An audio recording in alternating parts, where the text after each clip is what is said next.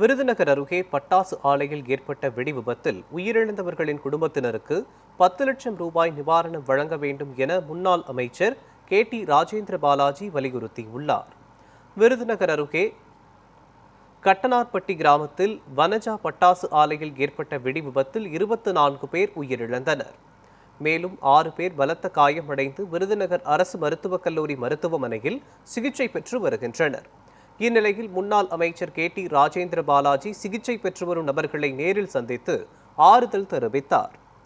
இதனைத் தொடர்ந்து செய்தியாளர்களை சந்தித்த அவர், கள்ளச்சாராயம் குடித்து உயிரிழந்தவர்களுக்கு தமிழக அரசு 10 லட்சம் ரூபாய் வழங்கிய நிலையில் உழைப்பிற்காக உயிரை விட்ட பட்டாசு தொழிலாளர்களுக்கு 10 லட்சம் ரூபாய் அரசு ஏன் வழங்க மறுக்கிறது எனவும், உயிரிழந்தவர்களின் குடும்பத்திற்கு தலா 10 லட்சம் ரூபாய் வழங்கிட வேண்டும் எனவும் வலியுறுத்தினார்.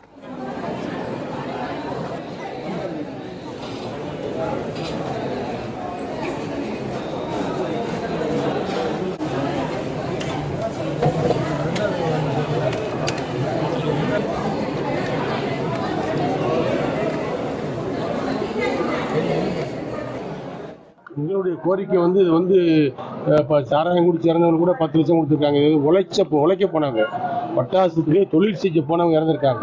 அதெல்லாம் குறைஞ்சபட்சம் 10 லட்ச ரூபா. கோடை காலத்தில் விபத்து அடிக்கடி நடக்குது சார். இப்போ 2 மாசம் குறைஞ்சபட்சம் 10 லட்ச ரூபா இழப்பீடு இறந்தவங்களுக்கு கொடுக்கணும். காயமடைந்தவங்களுக்கு 5 லட்சம் கொடுக்கணும். முறையாக கண்காணிச்சிருக்கணும். ஒட்டுமொத்தமாக யாரையும் குறை சொல்ல முடியாது. இது கொஞ்சம் யோசனை பண்ணி தான் சொல்லணும். ஏன்னா இப்போதான் நடந்திருக்கு. எங்களுக்கு தகவல் கிடைச்சி நான் வெளியூர்ல இருந்தேன்.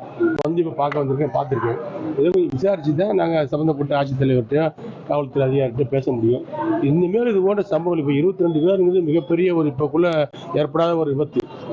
22 பேர் இறந்தாங்க. இதை தடுப்பதற்கு தேவையான நடவடிக்கைகளை நாங்கள் எடுப்போம்.